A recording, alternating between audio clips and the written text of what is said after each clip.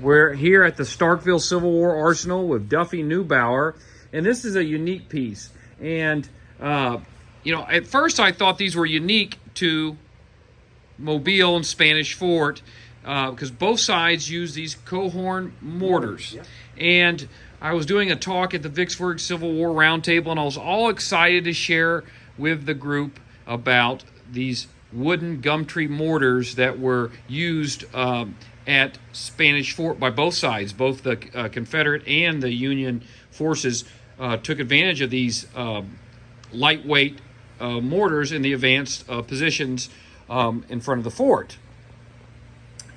And the little lady there who's a volunteer at the Vicksburg National Park quietly raised her hand and said, "We had those here." So I thought Spanish Fort was unique. It wasn't unique. They had the Gumtree mortars elsewhere. But Duffy, why don't you tell us a little bit about this? Well, the first time the Gumtree mortars were ever used was Vicksburg. That was the first usage of the sweet gum mortars. Grant had tried to get some Cohorn sent there. He had tried to trench his way in. The Confederates were up there lighting fuses on cannonballs, rolling them down the hill, and it just wasn't working. And Stuart Treslin, he was an engineer in Vicksburg. He came to Grant and said, "I can make you some mortars," and Grant didn't know about that, but he said, "Go ahead." So they made 3 of these wooden mortars. Is this a wooden one? Yep, this is a wooden one, sweet gum. It's a 12-pounder, exactly what was used at Vicksburg.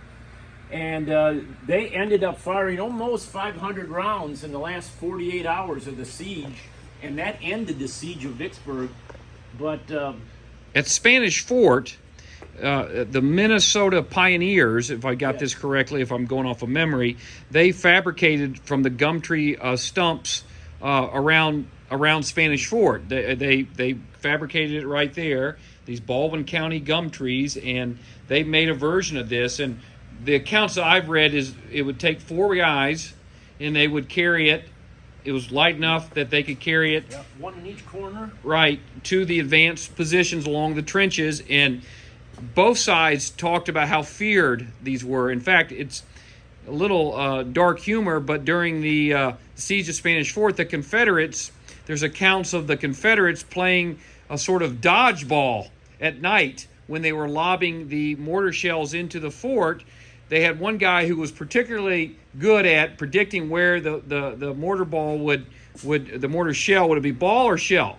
It's a shell. Shell, where the mortar shell would fall, and they would play dodgeball, and they would go, which way do we go? Frank, sound off. And he would say, go this way, go left, go right. And they did that all night. But it was, if you think about it, really traumatizing if you're having to worry about that all night. Instead of getting sleep, you're dodging mortar shells. Yep, and you can see them coming.